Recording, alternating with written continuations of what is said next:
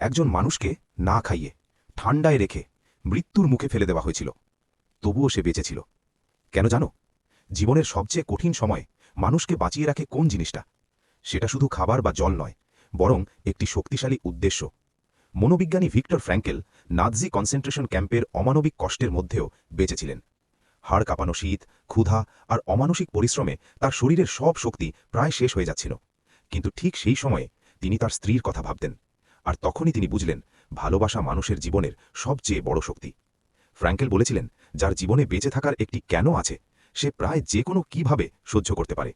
হয়তো আজ তুমি একজন ছাত্র হিসেবে পড়াশোনার চাপ, হতাশা বা একাকিত্ব অনুভব করছো, কিন্তু মনে রেখো, তোমার বাবা মা, তোমার স্বপ্ন আর তোমার ভবিষ্যতের মানুষের জন্য তোমাকে সফল হতেই হবে। আর যদি পড়াশোনায় ফোকাস বাড়াতে চাও, তাহলে আজ রাত ৯টা থেকে ১২টা পর্যন্ত আমাদের লাইভ স্টাডি সেশনে জয়েন করতে পারো। আর এই বইটির ফুল বুক সামারি দেখতে চাইলে কমেন্টে দেওয়া লিঙ্কে ক্লিক করো। এমন আরও ভিডিও পেতে চ্যানেলটি অবশ্যই সাবস্ক্রাইব করে রাখো।